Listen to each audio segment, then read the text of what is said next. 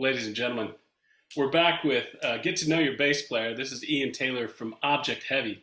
Object Heavy is Northern California's hardest hitting soul sensation. And they've got an album out. I think it dropped last Friday, and it's called Love and Gravity. hmm Um, Ian, tell us how to find this album besides Spotify and those platforms. How do we Yeah. find the album if we want to buy it?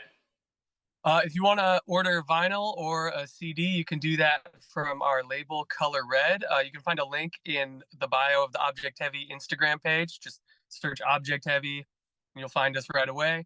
I'm sure you can also find that on Facebook. And within the next couple of hours, there should be a live link to buy the vinyl directly from us on our website as well, which is objectheavymusic.com.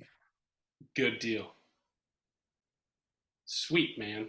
Yeah, I've been listening to it the last couple of days, and I'm loving it.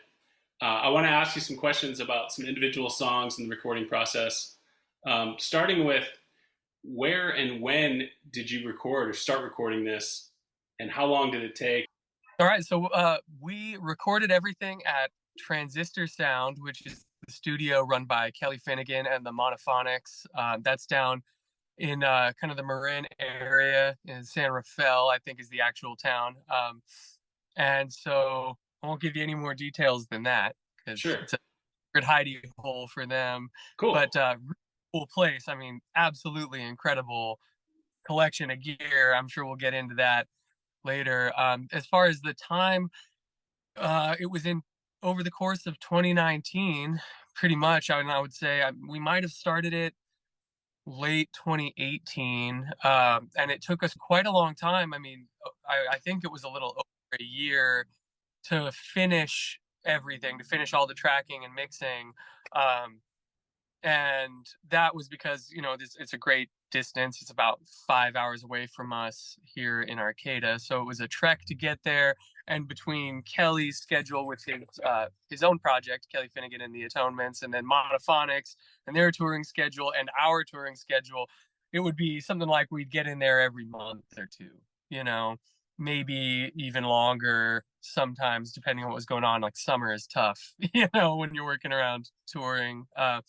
So it was maybe getting a weekend in here and there over the course of a year or so. The initial tracking, I think we got most of that done within like 3 sessions, I want to say. And that was, for myself, that was most of my playing was done. We did most of the tracking with the whole band going to tape, and then they did a lot of overdubbing afterwards to get layers of keyboards and extra guitars, and we did background vocals. And so I was there for all of that stuff, and I got to contribute in little ways. But for the most part, my stuff was done in the first like 2 months of everything when everything was tracked. And then it was like them going down with just Richard to get vocals a lot of the time and to write stuff to the tracks. So the thing stretched out, and then we hit COVID in early 2020. We were set to release it in summer of 2020, and that all just went down the tube. And we decided to wait and shop it around to labels and see if we could do better than what we were going to do by ourselves. Interesting. I didn't know you guys did it before COVID. That's interesting. Yeah, yep. The whole thing was actually completed before COVID. Wow. Yeah, because last time we talked, I think it was done. Okay, I remember it was done.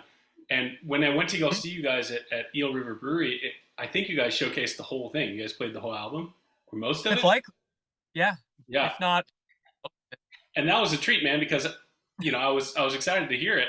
And that was just like my first um, time hearing. I think most of those songs. I hadn't seen you guys for a long time since then. It was right. great, Well, and these songs are great, man. I'm really enjoying them. thank you. If you're on the West Coast right now, Object Heavy is going to be playing a lot in February. It looks like March dates are coming out. Tell us about February and what's coming out, Ian. February, we have a few exciting things going on. We have some shows with Orgone coming up, not this coming weekend, but the following, and that's going to be in the Bay Area, San Francisco, Santa Cruz. I think there's another day, but I just know I'm jumping in the van. you know, I'm a little bit ill-informed. And then I know the following weekend on the 17th and 18th, we are going to be playing with the Motet 2 nights in a row in Bend, which is going to be awesome. We're really looking forward to both of those weekends. And then we have a hometown show at the Blue Lake Casino, which is our local album release party. So we get to celebrate with our friends and family. If you're a Humboldt person, I think we're going to do a big kind of merch discount that night and just try to make sure that everybody has an opportunity to get the record. So we'll do some kind of deal there, I'm pretty sure. And then going into March, we've got some things in the works that I can't quite talk about yet, but we got some stuff brewing, and it's looking like a great year for us after this. That's so awesome, man. What were your favorite, like a favorite song of yours on the album, favorite bass line? Oh, good question. Okay.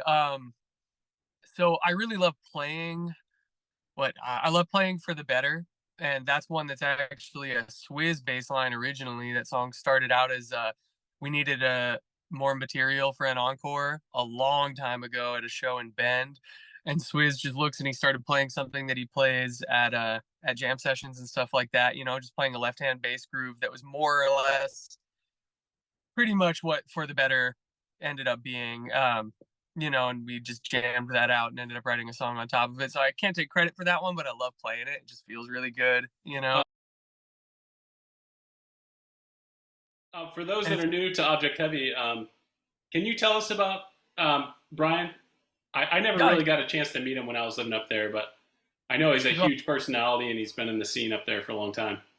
yeah, I mean that says it all. He's Brian Swislow is the keyboard player, founder of Object Heavy. He's the only original member left. I'm the second longest standing guy in the band. And he's definitely the driving force behind all of it. We all met at a jam scene that he used to run called the Get Down that was at the Jambalaya. And, you know, before I was even in the band, it was just other people from that jam playing together. And so, yeah, you know, he's the guy and he's our keyboard player. So sometimes he'll throw bass lines at me because he can play with his left hand and expect me to just jump on top of it, you know, to listen and figure out what he's doing. And so sometimes that's how we'll write songs. You know, he'll have an idea, a groove that he came up with at home, or that's an old beat that he made or something like that. And he'll play it for us on stage and we'll try to figure it out. That's great, man. I love that. I love when people tell me, you know, as a bass player, hey, just play this. Okay, it's great. Play that all Totally. day. Yeah. Exactly. And you know, like he gives me total free reign to be as creative as I want to be with whatever he gives me. And at this point, you know, he trusts me that if he gives me a rough idea, I'll do something that's good with it. And even if it's not exactly what he did, I can be a little wrong. Or as long as it's groovy and it's in key, it's all good. You know, it's a seed idea. And we do a lot of improvisation. So we build ideas that way. Tell me, what are some other songs that you really like to play? You know, bass lines or songs overall on the new Yeah. album. So I can't I feel like I would be remiss not to talk about Alone, which is one of the other singles. For the Better is also a single, just because I can't believe still that I got away with playing such a notey bass line in like a soul track, and nobody was like, "Hey, man, that's not really supporting the song right now." Everybody just rolled with it. So if you want to listen to some gratuitously shreddy funk bass playing, Alone is the single where you know the whole thing is like a fast kind of funk riff to begin with that started out as a clav riff that Swizz brought to the table, but then the chorus is you know, I don't know exactly why or what the choice was, but um Lex, the drummer who we hired for a lot of the sessions, who's a Bay Area guy, was playing all this crazy tom stuff and really pushing this driving 16th note thing. So it just was kind of like, yeah, obviously I'm doing that too, you know, let me jump in there. And nobody said anything. So he made it onto the record and made it onto the tape. Um, so yeah, I mean, if you want to hear that, go listen to Alone. And I love playing that live because I'm like, yeah, here's my opportunity to play so many notes over a chorus that's so strong that I can kind of get away with murder and nobody's really listening anyway. Because That's Richard awesome. sounds great. Yeah. Yeah, Are you still playing through that 410 through that same rig? pretty much. Yeah. 410 Mark bass cab. I've gone back to using my Mark bass head rather than the SVT because I need to retube the SVT and it's expensive. But yeah, same cab, and I've always loved Mark Basshead too. So So yeah, let me ask you about this song, SOL. sure, yeah. Uh, I just listening to it, and then that chorus hits, or the C, I guess it's the chorus if there's a pre-chorus in there, where it just cuts and it's just like down, down, down. So funky, man. Caught me off guard. You're just not expecting that, but it's Awesome. it's tight.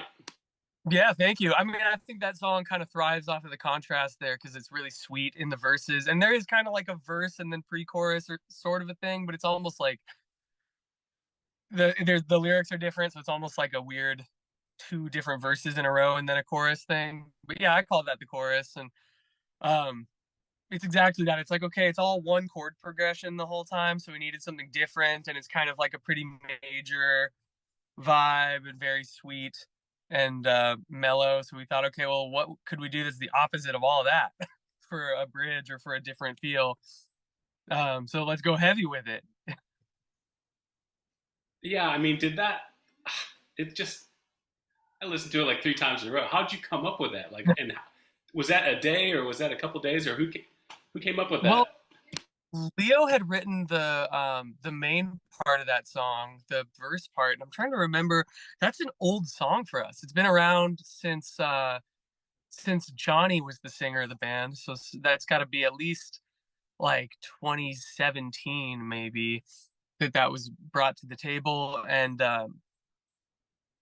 I don't the only memory that I have of writing it, I know we were probably still practicing in Pete's garage at the time. And the only real memory that I have of that was we had the part, we knew we were going to use it, and it was probably honestly a riff that either Swizz or Leo came up with that was based around just the chord thing going on the backbeat.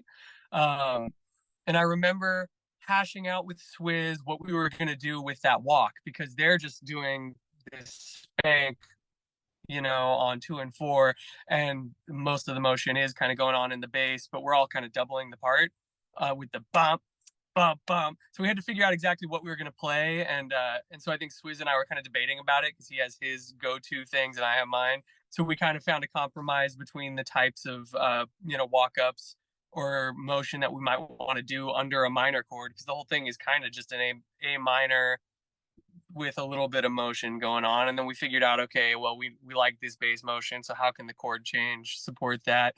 But the big thing I remember was making the part and then having it and thinking, well, how do we fit this in? Actually, it's really abrupt and different. So then trying to just figure out that little 3 note walk down that it ended up being. It's super simple, but for whatever reason, it was really hard for us to come to an agreement about something that made that abrupt transition feel right. Um, and I'd like to think that it worked out. Sounds like it did if it had a good impact. Yeah, I love it. I was just blown away. Cool. And yeah, that part, it's in A minor, so it's something that live I use as like a sub octave when we get there because it's just outside of the range. It ends up dropping down to a D, so it's just too low for me with a 4 string to play it in a way that has like oomph and guts. So on the record, everything was a P bass, so it was like no options, no pedals allowed. So we just doubled it on a Moog, and I made like a um, super subby square wave thing with the super low cutoff on the filter, and just doubled exactly what I was doing. Um, which is pretty easy and fun to do in the studio. And then live, it's like, okay, of course it misses having a super heavy bottom end, you know.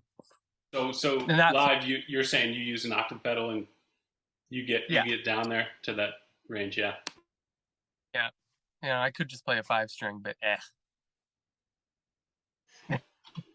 not my thing. I have a 6 string, which I enjoy, but I've never had a 5. Yeah, those extra strings get in the way for me, man. But they're rad. I mean, I love people that can play them. Yeah, I love playing chords and melodies and stuff, but not in funk and soul music. That's not really my role. Yeah, man. So, do you have any other songs you want to talk about or on the album that you that you're really I, proud of, or like that, I don't know, any well, stories? yeah, there are a couple of things, I suppose. I mean, I'm really proud of all of the songs for whatever it's Oh, worth. I sure.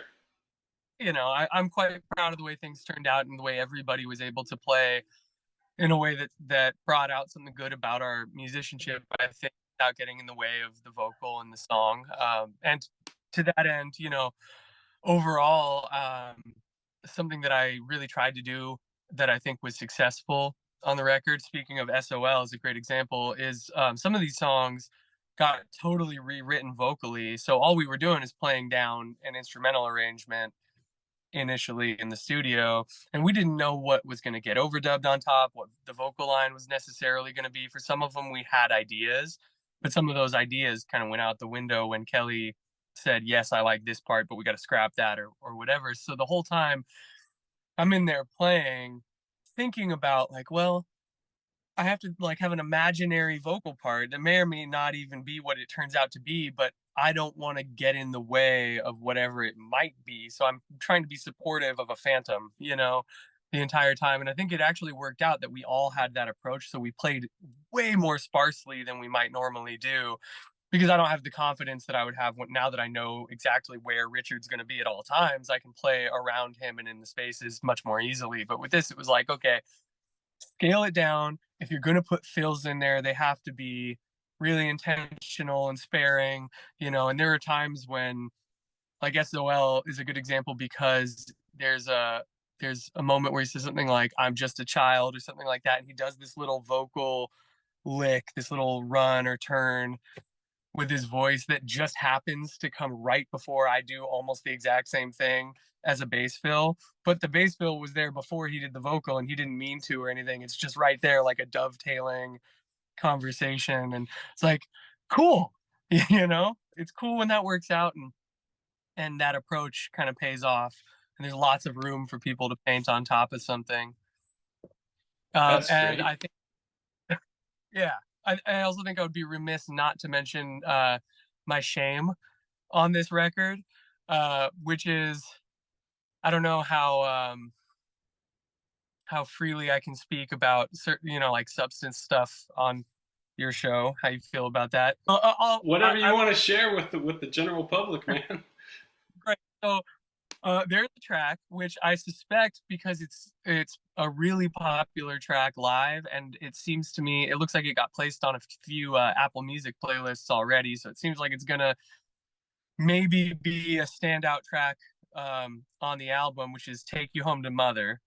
And I'm a little bit ashamed of that it's going to be a popular song because it's a banger. It's a great song, but it might be one of the silliest, sloppiest performances I'll ever turn in on a record.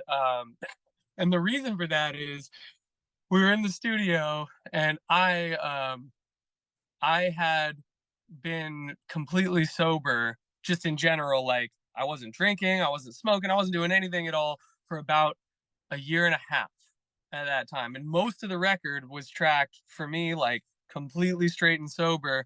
But at the very end, I'm not going to name anybody else's name. I don't want to throw anybody under the bus, but some other people like to get high. And so there was a lot of weed getting smoked from time to time during the sessions. And the very last session, very last song we tracked was Take You Home to Mother. And they were like, let's go smoke one. Let's go take a rip. That was the phrasing that they kept using. Let's go take a rip before every take. Finally, somebody says, let's go take a rip. And I'm like, yeah, you know what? Let me join you. I'm going to break my streak. Let's do this. It's part of the experience. I want to be on the level with you guys. And like, why not? Huge mistake. I got way too stoned. The song has an incredibly long first verse section. It's like a double first verse before the chorus comes back. And it's kind of monotonous a little bit harmonically. So I just kept like screwing up the form when it was time to drop back into the chorus because I wasn't counting bars. Like you could hear me slip up. The bass line, I think, was a really fun idea, but I'm doing this thing where I'm sliding from the first fret up to the song's in E flat. So I'm sliding from the first fret to the sixth fret and then popping an octave above that quickly. So it's kind of like not especially technical or shreddy, but it is an accuracy game, and you can hear that I miss a few times and just hit like a totally wrong note, like I hit an E instead of an E flat or something like that a couple of times. And there's just some silly stuff like that throughout. And like, I think I got the idea from Lewis Johnson because he has some grooves like that where it's just like the sliding into the note from super low thing, and you have to make the slide happen as like a grace note. It's just like all in the shoulder and you're whipping your hand across the neck. And I've gotten a lot better at it. Like I had the idea then while I was all stoned, just like, oh, this is gonna be so funky. And like it's great. I think is a cool bass part, but I definitely think I could have executed better. And I know that the only reason I didn't is because everybody was fed up with me missing the chorus coming back around so many times. They were like, screw you, dude, we're keeping your mistakes on here. Like it doesn't matter, it was good enough. Whoa! So it made it on there. Yeah, I do remember hearing that slide, and I thought that was really cool. I'll have to go back and check it out. I'm sure people won't Yeah. even. Listen for the corny. Totally. I mean, the truth is, like, part of the math, some of the old funk and soul is the same thing that we got out of being forced to track everything to tape. It's like, oh, did you screw that part up? Well, we don't have the time to go back and do the whole thing again. You can't punch in just your part. So there it is. You kind of get what you get, and I think it worked out fine. Like sometimes Yeah, having a little bit of sloppiness or like a couple of mistakes in there is part of the grease, or what makes Greece. something. Yes, it makes something personal anyway. Yeah, yeah. Like Victor Wooten came out with something recently. He does all these clinics, and it was just this exercise in feel, and like you can play all the wrong notes, but if it feels good, then it's probably going to be fine, dude. Yeah, I'm a huge believer in that philosophy that it's better to play the wrong note at the right time than the right note at the wrong time. It's all about having some good rhythm, and I do think that track's groovy, and what everybody layered on top of it, it's a total P Funk thing. And yeah, I don't know if Bootsy ever screwed up quite as bad as that, but he definitely had some loosey goosey moments in his feel. So in a way, I consider that my homage to the great Bootsy. That's great, man. That's awesome. That's a good story. That's pretty juicy. That's good.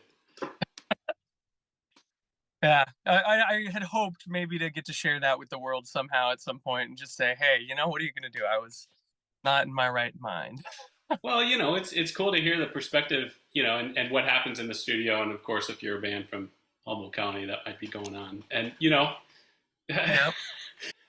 um, yeah. I mean, a huge one is drinking for a lot of musicians. I mean, in yeah. general, we're a pretty moderate group of people as far as that. We don't party super hard on the road because it just destroys you. But it's so easy when part of your paycheck is drink tickets. They're actively Oh, at the bars, yeah.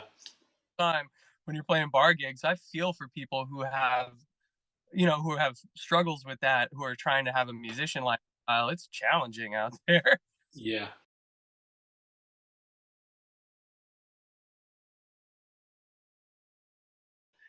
Well, do you want to share some stuff about the recording process, like the recording, like the gear and what you use? It sounds like you Yeah. didn't you didn't use pedals or anything like that. You just had a P bass going straight into X, Y, and Uh, Z. yeah, Um, exactly. yeah, Um, if you don't mind, let's talk about re- your recording down there in the Bay Area, and some of the gear and basses or bass you used. Please let us know. yeah. Okay. So, I used all gear that was not my own, which was kind of fun. Kelly wanted us to use gear that was in the studio that I think mostly belonged to the members of the Monophonics, which is his band that he kind of co-runs the studio with. So for me, that was I I want to say it was a 76 P. So it might have been a 74, and I could be misremembering, but it's somewhere in the. I know it was an even number, somewhere in the middle of the 70s there. It was pretty sweet. Maple Flat neck. wounds or round? Yep, it had pretty thick old flats on it and pretty high action. So the classic. I wasn't gonna say no. I was like, yeah, give me that. That's great. Um, and I've never seen. I don't know what the strings were. Maybe somebody will comment or something, and I can find out because they were kind of awesome. They were super thick, and they had gold wrap. was like a gold color up where they go over the nut and reach the headstock. So if anybody knows what company's out there making the gold topped flat wounds, those were pretty sweet. I would highly recommend them. Maybe they were Pyramids. I don't know. I kind of tried to look, and that was what I came up with, but I don't really know my strings that well. But it was awesome. The thing sounded super dead. And he had me going into the Acme Motown DI, little green box, which they also used. We recorded recently with Sergio Rios, who is of Orgone, at their studio, Killian Sound, and he used pretty much the exact same setup, except I played my own bass there. But with Kelly, it was that 70s P bass with old dead flats into the Motown DI.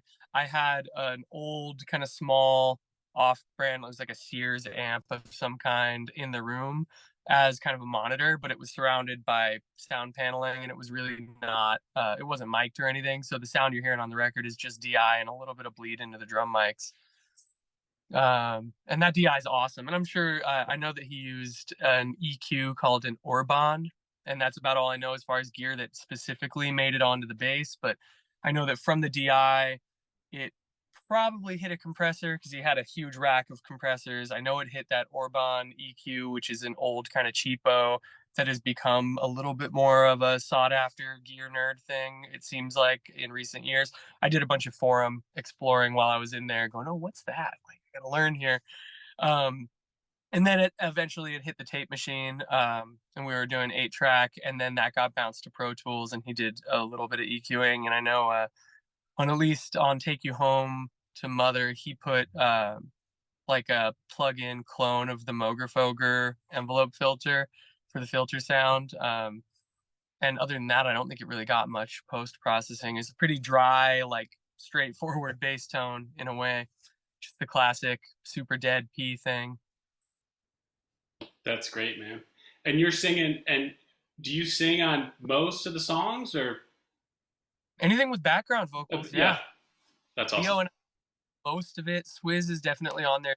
He has a lower voice, so the way we did the background vocals was he had a few mics set up in the room that he would just use one at a time, but he had a couple of different old mics just set up once we were doing vocal tracking, and he would just audition different ones for different sounds, and he would position us in the room as a group around the mics. So sometimes it's just me and Leo on like the higher, softer backgrounds on a lot of songs, like SOL, that's us.